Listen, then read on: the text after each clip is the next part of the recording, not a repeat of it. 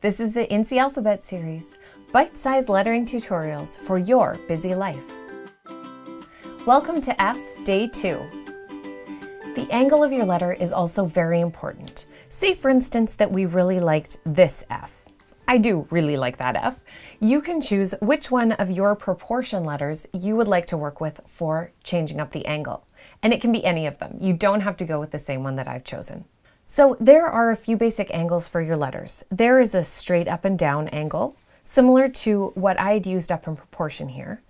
There's one with a slight forward angle, there's one with a more extreme forward angle, and then there's also leaning back. Sometimes not quite as good, but we'll still try it out. Draw your favorite one of these Fs. So mine would be with this large proportion top at each one of these angles. So here it is straight up and down.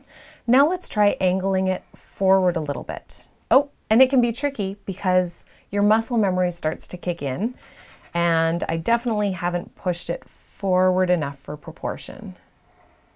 The backbone follows that angled line and then back up. Here it is with a slight angle. Now we can give it even more of an angle. Large top,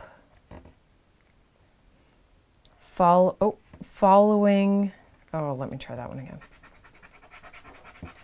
Now I tried it once, I did not love it, so we'll try one more time. This loop I put a little bit too far down. Didn't have space for that cross. So a big curve in the front, following that angle of your guide stroke, the dotted line, and then with a cross. You can also look at how tilting it back looks. Sometimes it looks like it's about to fall over.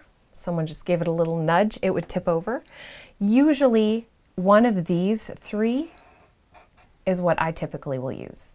One thing I want to caution you against though is about curving your F. So watch out when you're doing an F that you don't have a curved back to it like that.